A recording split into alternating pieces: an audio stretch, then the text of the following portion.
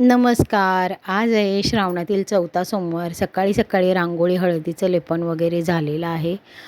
गॅसच्या शेगडीची पूजा झालेली आहे. मी लवकर पहाटे उठली आणि इथं शंकराच्या शिवलिंगावरती मी अभिषेक केला पंचामृताने, पाण्याने वगैरे आणि तसेच शिवाष्टोत्तर नामावली पठण केलं. 108 म्हणजे भगवान शंकरांचे नावे घेतले आणि तसंच बेलपत्र वाहिलं.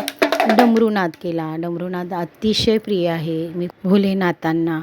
आणि तसंच अशी देवपूजा आणि खूप वातावरण प्रसन्न वाटत होतं.